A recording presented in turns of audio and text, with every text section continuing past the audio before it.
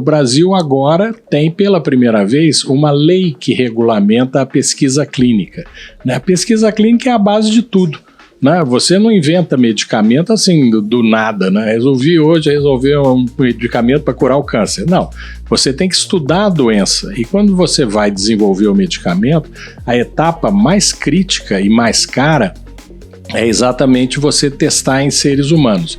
Olá, eu sou Isabel Mega e este é mais um episódio do EsferaCast. O nosso convidado de hoje é o presidente do Conselho do Grupo Pharma Brasil, Reginaldo Arcuri.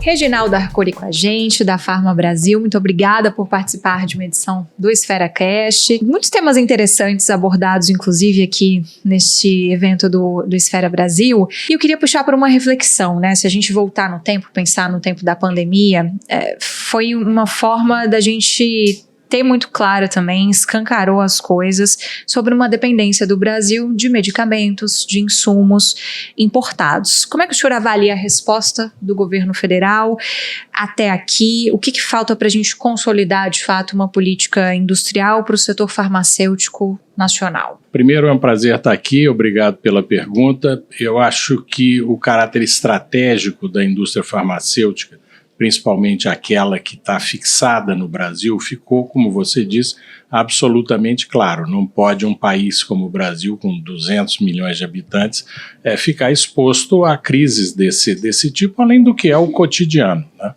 E hoje, o que a gente tem assim, representando o que é a indústria farmacêutica brasileira, né? Mais da metade dos medicamentos consumidos no Brasil já são fabricados aqui, né? Você tem que praticamente 75% do que o SUS compra no componente básico é fornecido por empresas brasileiras que fabricam aqui, né? E são empresas que estão investindo muito em inovação, em vacinas, em medicamentos para aquilo que o brasileiro precisa, inclusive muito sofisticados, como os anticorpos monoclonais que são de rota biotecnológica. Mas o problema é que quando você olha a balança comercial, nós temos 18 bilhões de dólares a cada ano de déficit. Quer dizer, compramos 18 bilhões a mais do que o que a gente vende, porque a gente vende muito pouco para fora. Então, a sua pergunta é, como é que a indústria se articulou com o governo, né?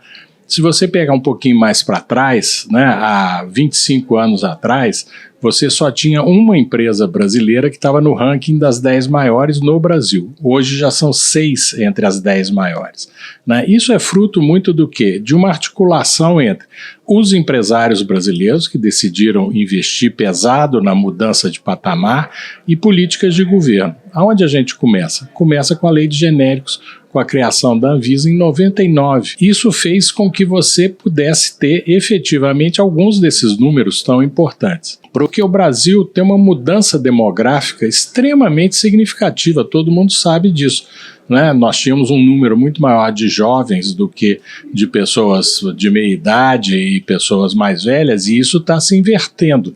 É o chamado final do boom demográfico, né, ou do bônus demográfico. E aí, as doenças que as pessoas mais velhas têm são doenças que têm exigências de tratamento com métodos e drogas cada vez mais sofisticados e mais caros. No Brasil, quem é que banca o pesado? É o SUS. Então, é necessário que a gente agora complete esse ciclo, né? De novo, estamos trabalhando junto com o governo nas parcerias para o desenvolvimento produtivo, mesmo no farmácia popular, para que a gente possa cada vez mais, primeiro, produzir no Brasil, segundo, produzir em quantidade e qualidade como é necessário, e terceiro, estar na ponta do desenvolvimento exatamente para oferecer aos brasileiros, seja pelo sistema público, seja na compra privada das famílias, cada um de nós fazemos, daquilo que realmente faz com que a vida se prolongue e que a vida se prolongue com qualidade. Isso é uma tarefa que está sendo cumprida pela indústria farmacêutica nacional, que cada vez mais, como eu mencionei, ocupa o espaço do mercado brasileiro público e privado. Eu achei interessante pensar nesse horizonte daqui 10 anos, né? Que metas que vocês se colocam nesse recorte que vocês fazem para a indústria farmacêutica nesses próximos 10 anos? Há uma meta que já está colocada na NIB que a gente acha que pode ser aperfeiçoada desde que a gente talvez recalibre o tempo e tenha uma discussão um pouco mais aprofundada e principalmente mais coordenada por parte do governo, que é o seguinte: quanto que nós temos que produzir no Brasil em relação ao consumo? Hoje a gente está em 50, podemos chegar a 70, talvez não em 2033, mas em 2035. A outra coisa, o Brasil agora tem pela primeira vez uma lei que regulamenta a pesquisa clínica. A pesquisa clínica é a base de tudo. Você não inventa medicamento assim do nada, resolvi hoje resolver um medicamento para curar o câncer. Não, você tem que estudar a doença e quando você vai desenvolver o medicamento, a etapa mais crítica e mais cara é exatamente você testar em seres humanos. É extremamente complexo, como eu disse, é muito caro, mas o Brasil agora tem uma boa lei disso. Então, nós podemos, por exemplo, ambicionar, hoje nós estamos lá no 30º lugar, estarmos entre os 10 países do mundo mais importantes em desenvolvimento de pesquisas clínicas. E talvez uma outra coisa extremamente relevante, nós precisamos desenvolver as chamadas moléculas inovativas, o desenvolvimento de medicamentos radicais.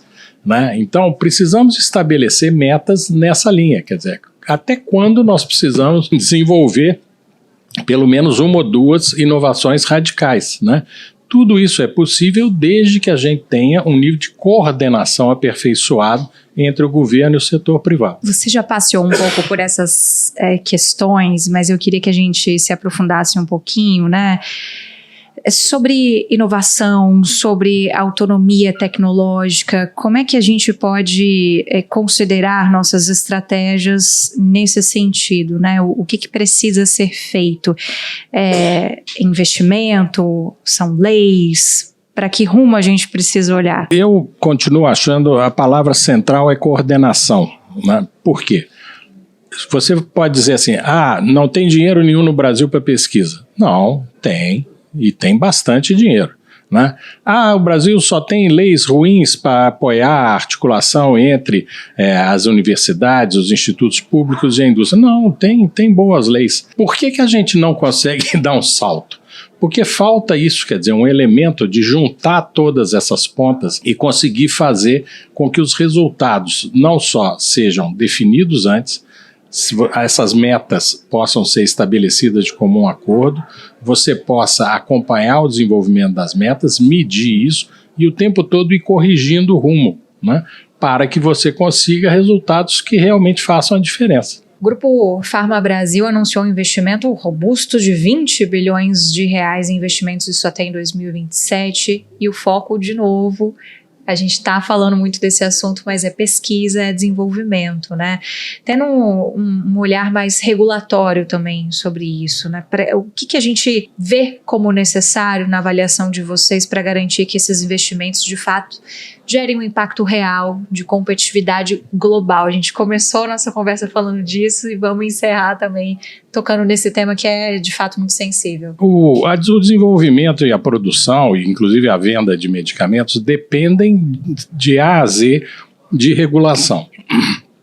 Tanto a regulação da Anvisa, você para fazer uma fábrica, para desenvolver um medicamento e até para tirar ele do mercado, você tem que seguir regras e tem que ter autorizações prévias. Além disso, você tem uma questão muito central nesse processo todo, que são patentes.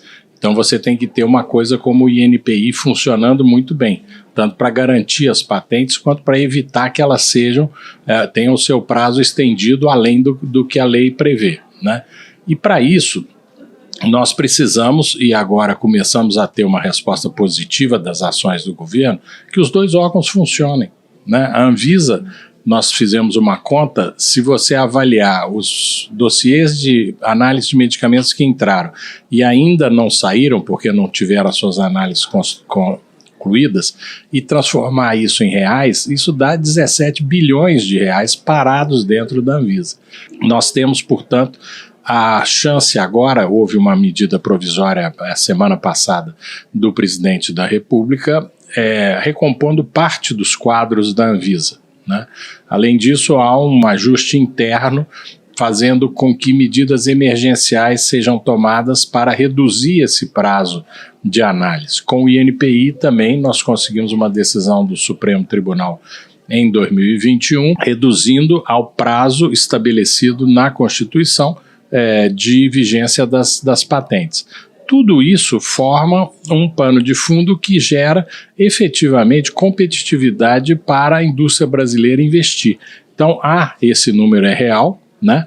E é mais ou menos 13 bilhões de investimento em inovação e 7 bilhões em expansão de fábricas, que mostra que o país tem chance realmente de ter uma espécie de nova Embraer no Brasil. Então, é uma indústria de classe mundial, nós seguimos os mesmos padrões do mundo inteiro, com esses ajustes e, voltando ao que você perguntou antes, com mais coordenação entre as políticas de governo e as decisões dos empresários, nós sim vamos fazer com essa indústria que deu um grande salto nos últimos 25 anos, possa, se tudo correr bem, em 2035 temos um novo salto, melhorando muito a qualidade de vida para os brasileiros e sendo um motor extremamente relevante para a economia brasileira, porque são mais empregos de primeira qualidade, são mais impostos e é uma capacidade de você gerar movimento na economia como poucos setores têm, porque está focado na inovação. Maravilha,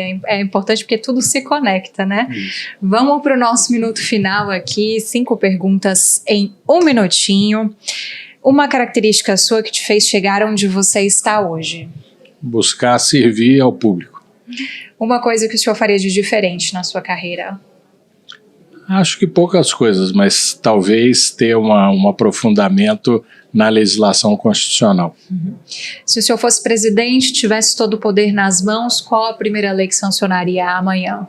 Estabelecendo uma rotina de coordenação entre os órgãos de governo mensal. Qual o principal desafio do Brasil hoje em uma única palavra ou frase? Justiça social. Quem é a figura brasileira que mais te inspira? Alberto Santos Dumont. Muito obrigada por acompanhar mais um episódio do EsferaCast.